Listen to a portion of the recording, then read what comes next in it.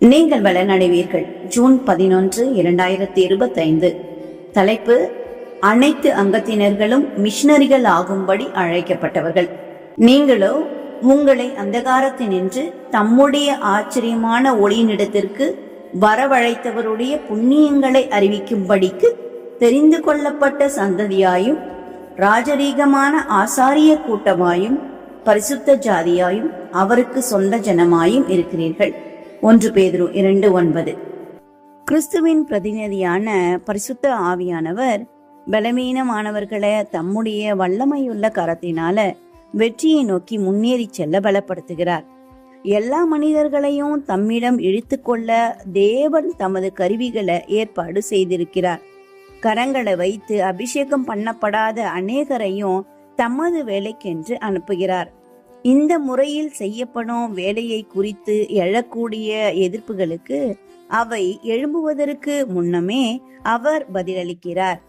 தேவன் அந்தத்தில் உள்ளவைகளை ஆதி முதற் கொண்டு பார்க்கிறவர். ஒவ்வொரு விருப்பத்தையும் அவர் அறிந்து எதிர்பார்க்கிறார். ஒவ்வொரு அவசர காலத்திற்கும் அவர் தேவையானதை வழங்குகிறார். தமது வேலையை யாரிடம் ஒப்புவித்தாரோ வரம்புக்குட்பட்ட அந்த மனிதர்கள் அதை தடை செய்யாத பட்சத்தில் அவர் தமது திராட்சை தோட்டத்திற்குள் வேலையாட்களை அனுப்புவார். மனம் திரும்பிய ஒவ்வொரு ஆத்மாவிடம் நீங்கள் உலகமெங்கும் போய் சர்வ சிருஷ்டிக்கும் சுவிசேஷத்தை பிரசங்கியுங்கள் என்று கூறுகிறார். மார்க் 16:15. பூமிக்குரிய சட்டமன்றங்களில் கர்த்தர் அமர்ந்து அவருடைய வேலையை தாங்கள் திட்டம் பண்ண வேண்டும் என்று எண்ணுகிறவர்களை நோக்கி, நான் தேர்ந்தெடுத்த மனிதர்களை எனது சன்மார்க்க திராட்சை தோட்டத்தின் ஏதேனும் ஒரு பகுதியில் உங்களுடன் இணைந்து வேலை செய்ய நீங்கள் அனுமதிப்பீர்களா என்று கர்த்தர் முதலில் அவர்களை விசாரிக்க வேண்டிய அவசியமில்லை. கிறிஸ்து தமது ஊழிய கட்டளையை தமது சீஷர்களுக்கு கொடுத்த போது யாரெல்லாம் அவருடைய நாமத்தின் மேல் விசுவாசம் வைக்கிறார்களோ அவர்கள் எல்லோரும் மிஷனரிகளாக சேர்க்கப்பட வேண்டும் என்று கூறிய போது அவர் தமது பரலோக சிம்மாசனத்திற்கு ஒரு சில அடி தொலைவில் தான் நின்று கொண்டிருந்தார். தமது பரிசுத்தமான பொறுப்பை ஒப்புவித்திருக்கிற ஒவ்வொரு ஊழியக்காரனும் அவரது உத்தரவுகளை நினைவு கூறவும் தமது ஊழியம் எத்தனை விஸ்தாரமானது என்பதை கருத்தில் கொள்ளவும் சுவிசேஷத்திற்கு சொந்தமானவர்கள் பெரும் எண்ணிக்கையில் வாழ்ந்து கொண்டிருக்கும் உலகிற்கு பிரசங்கிக்க வேண்டிய பொறுப்பை பெற்றிருப்பவர்கள் மீது இந்த கடமையை கையளிக்கவும் வேண்டும் என்று இயேசு விரும்புகிறார்.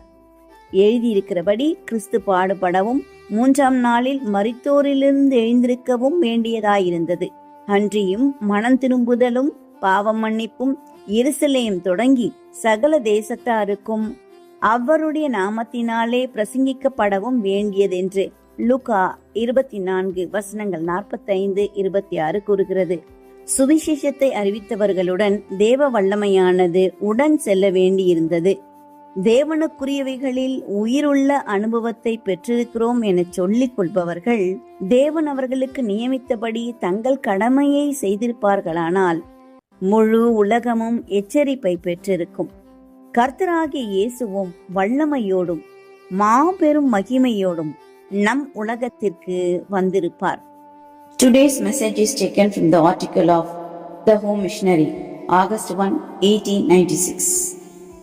நீங்கள் பலனடைவீர்கள்.